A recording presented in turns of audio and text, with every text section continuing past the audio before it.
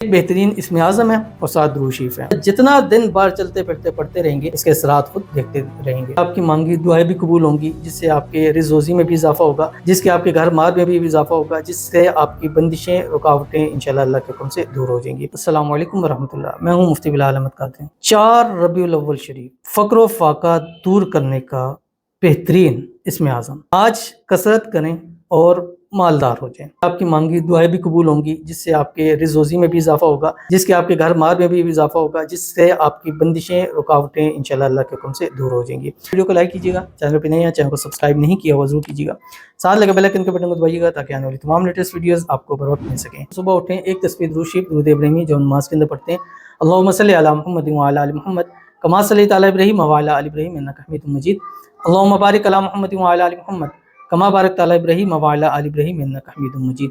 اس کے بعد آپ نے ایک تسبیح استغفار پڑھنی ہے، استغفر اللہ الذی لا الہ الا هو الحی القیوم واتوب الیہ۔ ایک تسبیح تیسرا کلمہ پڑھیں، سبحان اللہ والحمد للہ ولا الہ الا اللہ واللہ اکبر۔ اور اس کے بعد دن بھر میں کم سے کم ایک تسبیح، زیادہ سے زیادہ جتنا چاہے آپ پڑھ سکتے ہیں۔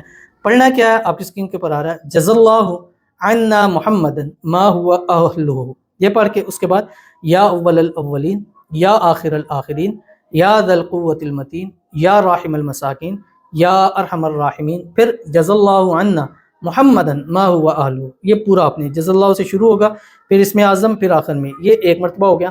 اس طرح کم سے کم 101 مرتبہ پڑھنا ہے، زیادہ جتنا دن بار چلتے پھرتے پڑھتے رہیں گے اس کے اثرات خود دیکھتے رہیں گے۔ تو ضرور عمل کیجیے گا، فائدہ ہوگا۔ ملتے ہیں نیکسٹ ویڈیو کے اندر، تب تک کے لیے اللہ حافظ۔